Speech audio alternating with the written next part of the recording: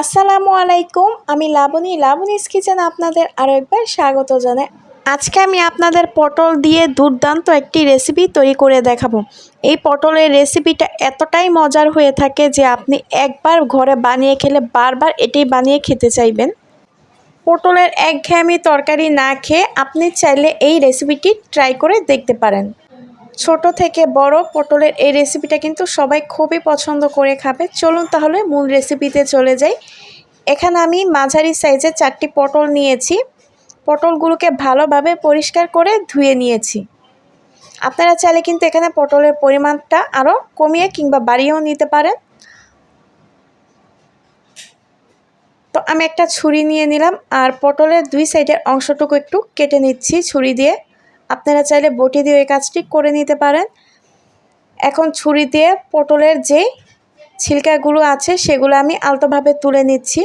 তো সবগুলো ছিলকা কিন্তু একেবারে তোলা যাবে না, আলতোভাবে এরকম হালকা করে খোসাগুলো ছাড়িয়ে নিতে হবে। খোসাগুলো একবারে ছাড়িয়ে নিলে কিন্তু পটলের রেসিপিটা খেতে ভালো লাগবে না। হালকা হালকা যেন খোসা থাকে সেভাবে কিন্তু পটলগুলো খোসা ছাড়িয়ে নিতে হবে। এই কাজটা আপনারা চাইলে বটি দিয়েও করে নিতে পারেন। এই তো সবগুলো পটল আমি এভাবে খোসা ছাড়িয়ে নিয়েছি। তো এখন হচ্ছে পটলটাকে আমি মাঝ বরাবর ভাগ করে নিচ্ছি। সবগুলো পটল কিন্তু আমি একইভাবে 2 ভাগে ভাগ করে নিব। আপনারা এই কাজটি বটি দিয়েও করে নিতে পারেন যদি ছুরি দিয়ে করতে না পারেন। তো আমার আজকের পটলের রেসিপিটি ভালো লাগলে প্লিজ একটি লাইক দিতে ভুলবেন না।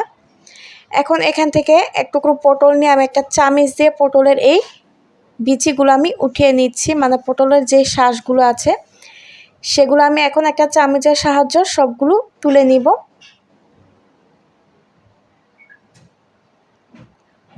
প্রতিটা শাঁস কিন্তু একইভাবে সবগুলো পটল থেকে আমি তুলে নিয়েছি।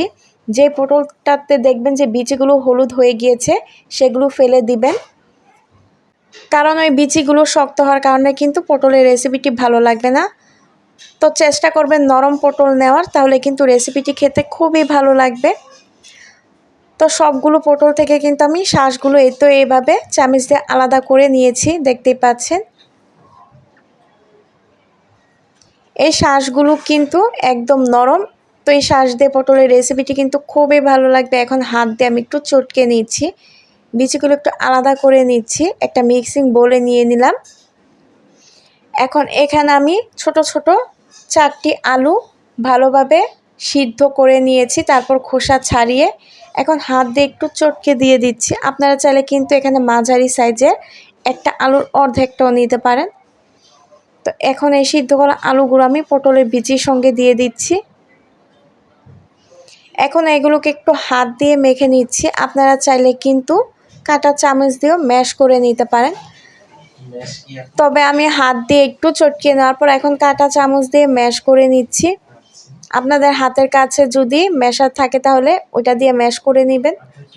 সিদ্ধ করা আলু আর পটলের শাঁসগুলো কিন্তু ম্যাশ করে নেওয়া হয়ে গেছে। এখানে আমি 3টি পেঁয়াজ কুচি দিয়ে দিচ্ছি। এখন দিয়ে দিচ্ছি 3টি কাঁচামরিচ কুচি। ঝালের পরিমাণটা আপনারা না খেলে এখানে কাঁচামরিচের পরিমাণটা কমিয়েও দিতে পারেন। এখন স্বাদ মতো লবণ দিয়ে দিচ্ছি। এখন দিয়ে দিচ্ছি হাফ চা চামচ হলুদের গুঁড়া। এখন দিয়ে দিচ্ছি 1 চা চামচ কর্নফ্লাওয়ার, বাইন্ডিংটা যেন সুন্দর হয়। এখানে আমি একটা ডিম নিয়েছি, ফেটিয়ে সেই ডিমের অর্ধেকটা দিয়ে দিলাম। তো পুরোটা ডিম আমার লাগবে না, অর্ধেকটা দিলেই হবে। এখন সবগুলো উপকরণ একটা চামচ দিয়ে মিশিয়ে নিচ্ছি। ডিমটা দেওয়ার কারণে কিন্তু এই রেসিপিটার টেস্ট অনেক ভালো আসবে। এখন সবগুলো উপকরণ ভালোভাবে মিশিয়ে নেওয়ার পর আমি একটা সাইডে রেখে দিচ্ছি।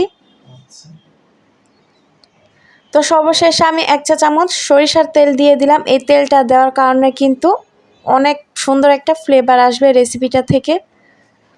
তো এখানে আমি পটল নিয়ে নিয়েছি এক টুকরো। সেই পটলের মধ্যে এখন আমি সেই মেখে রাখা পটলের শাঁস আর আলুর যে মিশ্রণটা আছে সেটা দিয়ে দিচ্ছি একটা চামচ দিয়ে, মানে পোটটা ভরে নিচ্ছি পটলের মধ্যে। এভাবে চামচ দিয়ে একটু চেপে চেপে দিবেন। তো সবগুলো পটলে কিন্তু আমি একইভাবে এই শাঁস মানে মিশ্রণগুলো ভরে নিব। পোর ভরা পটলের এই রেসিপিটা খেতে এতটাই মজার, যা বাচ্চারাও কিন্তু খুবই পছন্দ করবে।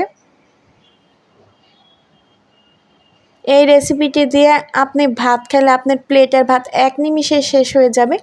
তো সবগুলো পটলে কিন্তু আমার মিশ্রণটি ভরা হয়ে গিয়েছে, মানে পোরটা। এখন ভাজতে যাওয়ার পালা। চুলাতে আগে থেকে ফ্রাই প্যান বসিয়ে দিয়েছিলাম তেল দিয়ে। তো তেলটা যখন হালকা গরম হবে তখন আমি পটলগুলো একে একে দিয়ে দিচ্ছি। তো আপনারা চাইলে কিন্তু সাদা তেলের পরিবর্তে সরিষার তেলও এখানে ব্যবহার করতে পারেন, মানে সরিষার তেলেও কিন্তু পটলগুলো ভেজে নিতে পারেন। এখন চুলার আঁচটা কমিয়ে তারপর পটলগুলো ভেজে নিব। চুলার আঁচটা কিন্তু একবারে বাড়াতে যাবেন না। এখন এই পাশটা ভাজা হয়ে যাওয়ার পর আমি উল্টে দিচ্ছি পোর ভরা পটল ওই পাশটা ভাজার জন্য। আপনারা চাইলে কিন্তু ওই পাশটাও আগে ভেজে নিতে পারেন, তবে আমার কাছে এটা সুবিধা মনে হচ্ছে বলে এটা আমি ভেজে নিচ্ছি। অনেকে হয়তো ভাবতে পারেন যে পোর ভরা পটলের ওই অংশটুকু আগে ভেজে নিলে হয়তো ফেটে বেরিয়ে যাবে। আপনি এভাবে ট্রাই করে কিন্তু দেখতে পারেন। তো এই অপর পাশটা কিন্তু আমার ভাজা হয়ে গিয়েছে। এখন আমি উল্টে দিচ্ছি। দেখতেই পাচ্ছেন পটলগুলো কিন্তু বেরিয়ে যায়নি, মানে পোরটা কিন্তু একদম ফেটে বেরিয়ে যায়নি পটল থেকে। তো কর্নফ্লাওয়ারটা দেওয়ার কারণে কিন্তু সুন্দর একটা বাইন্ডিং হয়েছে, যার জন্য এগুলো বের হয়ে যায়নি। তো চুলার আঁচটা কিন্তু একদমই বাড়াতে যাবে না, তাহলে উপর থেকে পুরো কালারটা নষ্ট হয়ে যাবে আর ভেতরটা সিদ্ধ হবে না। তো সবগুলো পটল আমার 6 থেকে 7 মিনিটের মতো সময় লেগেছে ভাজতে। ভাজার শেষে এখন আমি একটা প্লেটে তুলে নিচ্ছি। এটা একটু সময় নিয়ে ভাজলে কিন্তু পটলের ভিতরটা সুন্দরভাবে সিদ্ধ হয়ে যাবে। তো তেলগুলো ছেঁকে আমি পটলগুলো এই তো তুলে নিয়েছি প্লেটে। দেখতেই পাচ্ছেন কতটা সুন্দর লাগছে, আর খেতে তো অসম্ভব মজাদার হয়েছে। গরম ভাতের সঙ্গে কিন্তু পটলের এই রেসিপিটি একবারে জমে যাবে। একঘেয়েমি পটলের রেসিপি না খেয়ে এভাবে একবার ট্রাই করে দেখতে পারেন, সবাই খুবই পছন্দ করে খাবে। পটলের এই রেসিপিটি ভালো লাগলে প্লিজ আমার চ্যানেলটি সাবস্ক্রাইব করে দেবেন। আজকের মতো এখানেই বিদায় নিচ্ছি। সেই পর্যন্ত সবাই ভালো থাকবেন, সুস্থ থাকবেন। আল্লাহ হাফেজ।